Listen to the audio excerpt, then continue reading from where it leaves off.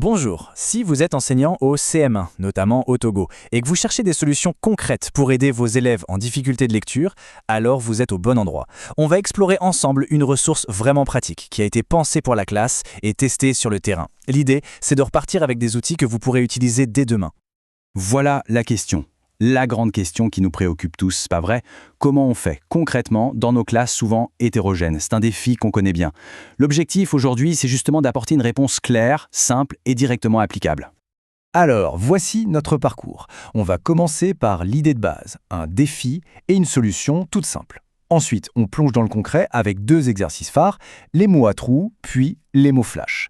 Après ça, on verra ce qui fait vraiment toute la différence, le système d'aide. Et pour finir, on parlera de comment bien choisir ces mots pour que tout ça soit le plus efficace possible. C'est parti. Ok, première section, le principe de base. L'idée, et c'est ça qui est génial, c'est qu'on ne va rien inventer de compliqué. On ne va pas vous demander de créer des tonnes de nouveaux matériels. La solution, en fait, elle est déjà là, dans votre classe. Tout repose sur deux exercices qui sont à la fois simples et très flexibles. Et surtout, leur plus grande force, c'est qu'ils utilisent le manuel de lecture que vos élèves et vous-même connaissez déjà par cœur. Pour l'élève, c'est rassurant, c'est un terrain connu. Et pour l'enseignant, franchement, c'est un gain de temps de préparation qui n'a pas de prix. Allez, on regarde notre premier outil, l'exercice des mots à trous. Je sais, ça peut sembler très classique, mais vous allez voir, la façon dont on le met en place le transforme en un vrai jeu de pistes, un puissant outil pour apprendre à réfléchir sur la langue. Alors, qu'est-ce qui se passe dans la tête de l'élève à ce moment-là? Eh bien, trois choses en même temps.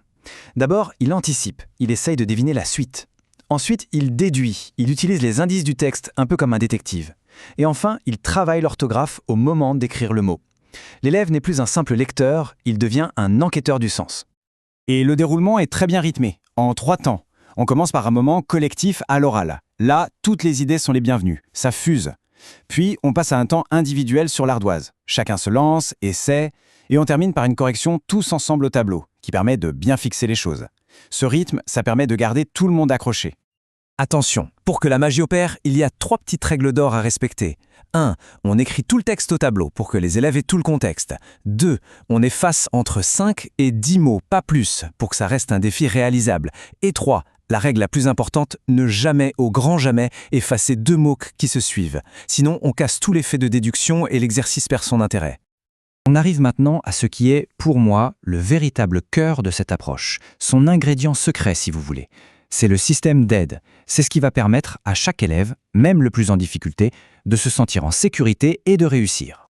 Et regardez comme c'est simple de différencier. On peut préparer 3 fiches d'aide. Niveau 3, le plus simple, la liste des mots manquants dans l'ordre. Niveau 2, un peu plus difficile, les mêmes mots mais dans le désordre. Et niveau 1, pour les plus à l'aise, les mots dans le désordre avec quelques intrus en plus. C'est une façon très discrète de s'adapter au niveau de chacun. Cette phrase, elle dit tout. Imaginez un élève qui a peur de se tromper, qui a perdu confiance. Le simple fait de savoir qu'une aide existe, même s'il ne l'utilise pas, ça change complètement la donne. Il ose essayer. Il prend un risque. On n'est plus seulement en train de parler de lecture là. On parle de reconstruire la confiance. C'est un vrai filet de sécurité émotionnelle. Et là, on touche à un point essentiel. À gauche, vous avez la simple copie, lettre à lettre. C'est une compétence, bien sûr, mais de bas niveau. À droite, c'est ce qu'on vise. L'élève regarde le mot sur sa fiche, il le mémorise, il se détourne de la fiche et il l'écrit. Ce n'est plus de la copie, c'est un véritable exercice de mémorisation à court terme. Et ça, c'est une compétence qui va lui servir partout. Passons au deuxième outil. On change complètement de rythme. Là, on va sur un exercice beaucoup plus rapide, plus dynamique, presque un jeu. Les mots flash. L'idée ici, c'est de travailler la vitesse de reconnaissance des mots. L'objectif, c'est que le cerveau de l'élève apprenne à photographier le mot, à le reconnaître comme un tout, d'un seul coup d'œil, sans avoir à le déchiffrer syllabe par syllabe. C'est cette reconnaissance globale qui est la clé pour une lecture qui devient fluide. Et le déroulement est génial, parce que ce sont les élèves qui le mènent. Imaginez la scène. Un élève est le maître du flash. Il écrit un mot sur son ardoise, bien caché, il la montre une demi-seconde, flash, et les autres doivent écrire ce qu'elles ont vu. Ensuite, c'est l'élève flasheur qui vient vérifier les ardoises. C'est rapide, ça met de l'énergie dans la classe et ça les engage à fond. Bon, on a nos 2 super exercices. Mais maintenant, la question qui tue, on est quel mot dedans? Parce que le choix des mots n'est pas anodin du tout. C'est même la clé de l'efficacité. Il y a une vraie stratégie derrière. En gros, il y a 3 grandes familles de mots à aller piocher. D'abord, des mots avec le son qu'on est en train d'étudier en phonologie. Logique, pour renforcer. Ensuite, des mots fréquents, ceux qu'on croise tout le temps. Et enfin, les fameux mots-outils. Ces petits mots comme le, mais, pour, qui sont la colle de nos phrases. En jonglant avec ces 3 catégories, on s'assure que l'entraînement est vraiment complet.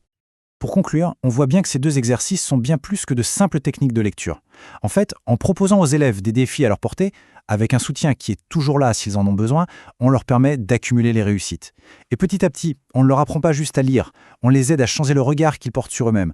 On passe de « je suis nu » à « en fait, j'y arrive ». Alors, je vais vous laisser avec cette question. L'idée, ce n'est pas de tout changer du jour au lendemain. C'est de commencer à collectionner les petites victoires.